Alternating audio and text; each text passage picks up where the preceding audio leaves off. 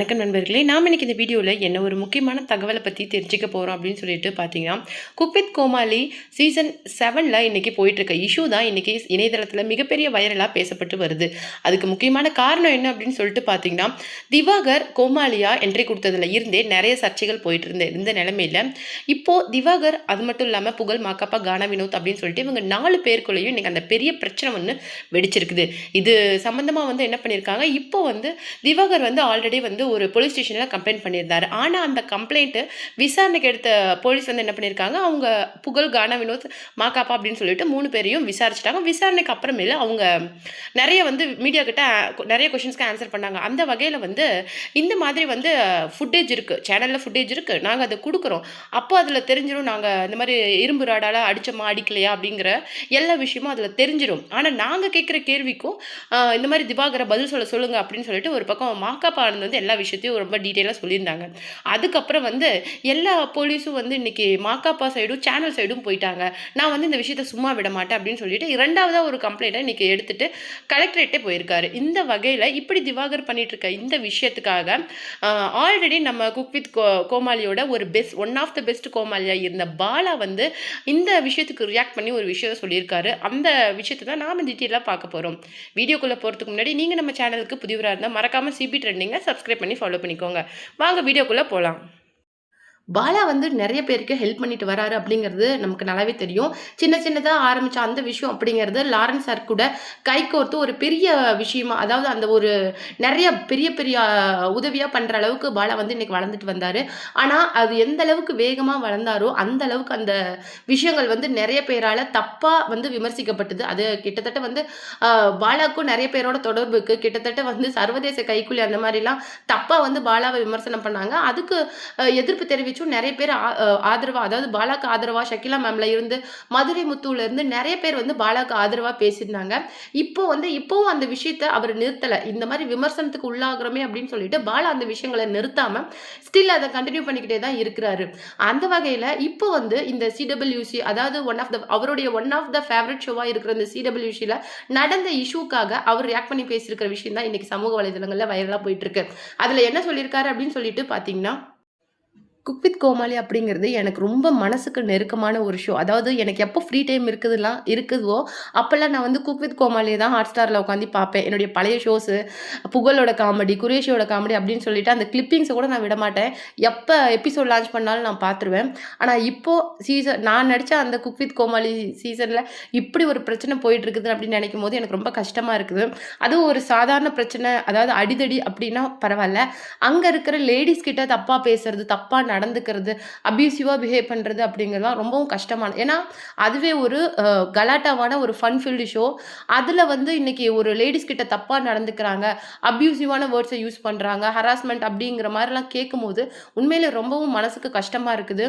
அதாவது நான் அந்த ஷோ மூலமாக தான் இன்னைக்கு வளர்ந்தேன். நான் இப்போது இதில் அது முன்னாடி நான் குக் வித் கோமாளியில தான் நான் ஷோல தான் நான் வெளியிலேயே தெரிய ஆரம்பிச்சேன். இப்போ என்னுடைய ட்ராக் சுத்தமா வேற வந்துட்டேன். நான் வெள்ளித்திரைக்கு வந்துட்டேன். பட் ஸ்டில் எனக்கு குக் வித் கோமாளியோட எப்பவுமே எனக்கு ஒரு கனெக்ஷன் இருக்கும். இன்ஃபேக்ட் எனக்காக இந்த பிரச்சனை வந்தப்போ கூட குக் வித் கோமாளியில எனக்காக இருந்தவங்க தான். அதாவது ஷக்கிலா மேமா இருக்கட்டும், மதுரை முத்து அண்ணாவா இருக்கட்டும், புகழா இருக்கட்டும், எனக்காக ஆதரவு தெரிவிச்சு பாலா அந்த மாதிரி கிடையாது, பாலா தயவுசெய்து தப்பா பேசாதீங்க அப்படின்னு சொல்லியிருந்தாங்க. ஸோ இந்த மாதிரி ஒரு ஷோல இன்னைக்கு மாக்காப்பா அண்ணாவோட அந்த மீடியா கொடுத்த ஆன்சர்ஸை பார்க்கும்போது எனக்கு ரொம்ப கஷ்டமாக இருந்தது. உண்மையிலே குடிச்சிருக்கிறாரு, அவர் என்னை தாக்கும்போது குடிச்சிருக்காரு அப்படின்னு சொல்லிட்டு திவாகர் கம்ப்ளைண்ட் பண்ணதுக்கு மாக்காப்பான ரியாக்ட் பண்ணி பேசுகிறதே கொஞ்சம் பெரிய விஷயம். ஏன்னா அவரெல்லாம் எவ்வளோ பெரிய ஒரு சுப்பீரியரான ஃபீல்டில் சுப்பீரியராக இருக்கிறவர். 18 மணி நேரம் நான் 18 மணி நேரம் நின்றுட்டே ஆங்கரிங் பண்ணுறேன். என்னுடைய வேலையே அதுதான். ஹோஸ்ட் பண்ணாலும் நிற்பேன். பிஹை நோட்ஸ் கலாட்டா அப்படின்னு சொல்லிட்டு அவார்டு செரிமனி அப்போவும் நான் நின்றுட்டு தான் இருப்பேன். குறைஞ்சது நான் 15 ஹவர்ஸுக்கு மேலே நிற்கிறேன். உங்களால் உங்கள் ப்ரொஃபஷனுக்கு துரோகம் பண்ண முடியுமா? அதே மாதிரி தான் நானும். என்னுடைய ப்ரொஃபஷனுக்கு நான் உண்மையாக இருப்பேன். அந்த வகையில் நீங்கள் குடிச்சிட்டு போவீங்களா அப்படின்னு சொல்லிட்டு கோமா பேசியிருந்தாரு. எனக்கு அது பார்க்கவே ரொம்ப கஷ்டமாக இருந்தது. மாக்காப்பானாலாம் எவ்வளோ ஒரு தங்கமான மனுஷன் அப்படின்னு சொல்லிட்டு அவரை பற்றி சொல்கிறதுக்கு ஏகப்பட்ட விஷயம் இருக்குது. ஏன்னா கிட்டத்தட்ட இப்போ என்ன மாதிரி புதுசாக இன்னைக்கு சேனலுக்கு என்ட்ரி கொடுக்குற எல்லாருக்குமே மாகாபா அண்ணா பத்தி நல்லா தெரியும். அவ்ளோ ஒரு சப்போர்ட்டிவ். அது மட்டும் இல்லாம இன்னைக்கு நெறைய ராமர் அண்ணாவா இருக்கட்டும், இன்னைக்கு த தங்கவேலு இவங்கலாம் காமெடிக்காக மாகாபாவ யூஸ் பண்ணிக்கும்போது கூட மனுஷன் எதுவுமே சொல்ல மாட்டாரு. செட்ல எப்படி சிரிச்சுட்டு இருக்காரோ, ரியல் லைஃப்லயும் அவருடைய பிஹேவியர் அதுதான். இது பலருக்குமே தெரியாது. அவரோட க்ளோஸா இருக்கிற ஒவ்வொருத்தருக்கும் தான் மாகாபாவ பத்தி தெரியும். இன்னைக்கு அவர இந்த மாரி நான் குடிச்சிட்டு வரேன். அத ஹைட் பண்றதுக்காக தான் கிளாஸஸ் போட்டிருக்கேன் அப்படிங்கிற மாரி அவரே அதுக்கு பதில் சொல்றதெல்லாம் பார்க்கும்போது எனக்கு உண்மையிலேயே ரொம்ப கஷ்டமா இருக்கு. அது மட்டும் இல்லாம இன்னைக்கு சித்திரை 1 தமிழ் புத்தாண்டு. ஆனா நான் எங்க வந்து நின்னுட்டுருக்கேன் பார்த்தீங்களா? அதெல்லாம் எனக்கு தலையெழுத்து அப்படின்னு சொல்லிட்டு அவர் சொல்லும்போது எனக்கு உண்மையிலேயே அந்த அ அ ஃபுட்டேஜ பார்க்கும்போது எனக்கு அவ்ளோ கஷ்டமா இருந்தது. புகழா இருக்கட்டும், கானா வினோதா அண்ணனா இருக்கட்டும், யாருமே அதாவது கானா வினோத் அண்ணாவோட வைஃப பேசுனதுக்காக தான் இவங்க எல்லாருமே சப்போர்ட்டிவா நின்னாங்க. இது ஒரு பெரிய விஷயம். அங்க வேற எந்த விஷயம் நடந்திருந்தாலும் நான் அவ்வளவா ரியாக்ட் பண்ணி பேசியிருக்க மாட்டேன். ஆனா அங்க இருக்கிற லேடீஸ தப்பா பேசுறது, அப்யூசிவா யூஸ் பண்றது. ஏன்னா சுனிதாவுக்குலாம் தமிழ் தெரியாது மேக்ஸிமம். ஸோ அவங்க கிட்ட போய் இந்த மாரி வேர்ட்ஸ் பேசினா, அத அவங்களால புரிஞ்சுக்கவும் முடியாது. ஸோ அப்ப இந்த மாரி பெர்சன்ஸ கண்டிப்பா ரெஸ்ட்ரிக்ட் பண்ணி வைக்கிறது தான் சேனலுக்கும் நல்லது. அது மட்டும் இல்லாம அதுல அ வாட்டெவர் குக்கா இருக்கட்டும், கோமாளிஸா இருக்கட்டும் எல்லாருக்குமே நல்லது. ஒரு ஹெல்த்தியா, ஒரு எனர்ஜெட்டிக்கா ஒரு ஷோ போகுது அப்படின்னா, இந்த மாரி பெர்சன்ஸ தயவு செய்து ரெஸ்ட்ரிக்ட் பண்ணி வைங்க. இது சேனலுக்கு மட்டும் இல்ல, அங்க அங்க வர எல்லாருக்குமே நல்லது அப்படிங்கிற மாதிரி பாலா இந்த விஷயத்துக்கு ரொம்ப எமோஷனலா ரியாக்ட் பண்ணி பேசியிருந்தாரு.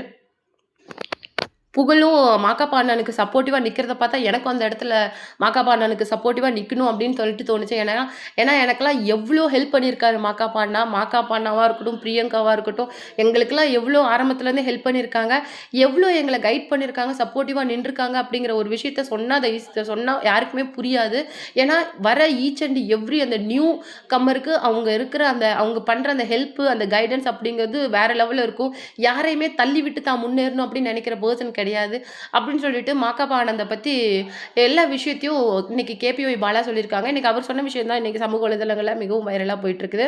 இன்னைக்கு எல்ஐகே மூவி ரிலீஸ் ஆயி, அதாவது ஏப்ரல் 10 ரிலீஸ் ஆயி சக்சஸ்ஃபுல்லா ஓடிட்டு இருக்கு. படம் எல்லா விதத்திலயும் சூப்பரா இருக்கு அப்படிங்கிற மாரி சொல்லியிருக்காங்க. அதாவது சென்னைய விட மதுரை இந்த மாரி சைடுல சவுத் சைடுல ரெஸ்பான்ஸ் நல்லா இருக்கு அப்படின்னு சொல்லிட்டு ஹீரோவான பிரதீப் ரங்கநாதனே சொல்லியிருக்காரு. அது மட்டும் இல்லாம டீம் படத்தோட ப்ரமோஷனுக்காக ரொம்ப ஒர்க் பண்ணாங்க. அது மட்டும் இல்லாம விக்னேஷ்வரன் கிட்ட நயன்தாரா மேம் வரலையா அப்படின்னு சொல்லிட்டு கேட்டதுக்கு, அவங்க வரல அப்படிங்கிற மாரி சொன்னாங்க. ஆனா ஸ்டேஜுக்கு ஒரு ஃபியூ செகண்ட்ஸ் வந்துட்டு போனாங்க. அது மட்டும் இல்லாம விக்னேஷ்வரன் பேசுற விஷயங்கள இன்னைக்கு கேரவன்லருந்து கவனிச்சாங்க. இத பார்க்குற ப்ரொடியூசர்ஸ் என்ன சொல்றாங்க அப்படின்னு சொல்லிட்டு பார்த்தீங்கன்னா, சொந்த படமா இருந்தா அந்த பயம் வருதுல்ல. இன்னைக்கு ப்ரமோஷனுக்கு போறீங்க. நீங்க இருக்கிறீங்கல்ல, அதே மாரி தான எங்களுடைய படங்களுக்கு ஒரு ஹீரோயினா உங்கள நாங்க ப்ரமோஷனுக்கு கூப்பிடும்போது நீங்க வரலன்னா, அப்ப எங்களுக்கு எவ்வளோ கஷ்டமா இருக்கும். சொந்த விஷயம்னா ஒண்ணு, ஹஸ்பண்ட் அப்படின்னா ஒண்ணு, தொழில் அப்படின்னா வேறயா அப்படிங்கிற மாதிரி இன்னைக்கு அவங்கள வச்சு படம் எடுத்த நெறைய ப்ரொடியூசர்கள் வருத்தத்த தெரிவிச்சுட்டு வந்திருக்கிறாங்க. எல்லாருக்கும் ஒரே மாரி ட்ரீட் பண்ணுங்க தயவு செய்து. இந்த மாதிரி ரொம்ப சீப்பான ஆட்டிட்யூட் வேணாம் அப்படிங்கிற மாரியும் சொல்லியிருக்காங்க.